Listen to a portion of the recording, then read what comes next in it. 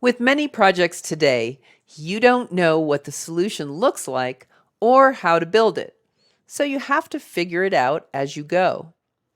This type of project requires a different approach. With Agile projects, the team works on sprints to deliver a partial set of features that are production quality at regular intervals.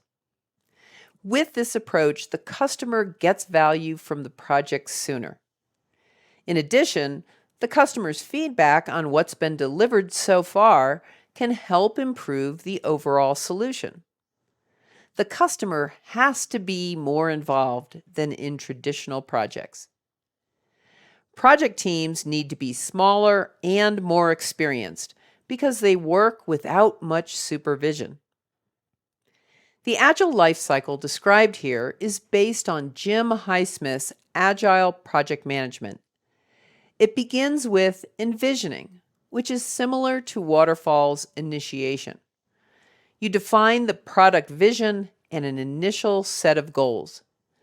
Because the solution isn't clear, those goals are likely to change over the course of the project. The speculate process is a type of planning.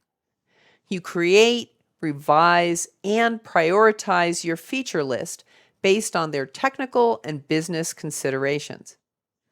Also, you estimate effort and identify risks. For example, when you start the next sprint, you don't drag the first few features from the backlog. Instead, you review the entire backlog and decide which features to include in the sprint. During the explore process, the team builds and delivers the features for the sprint. Small, independent teams of highly skilled people make it easier to get the work done. Adapt is the part of the sprint where you review the results delivered and lessons learned. This review is often called a retrospective. Based on feedback, you may change your process or rework a feature that isn't quite right. You cycle through speculate, explore, and adapt for each sprint in the project. When the final sprint is accepted, you close the project and document lessons learned.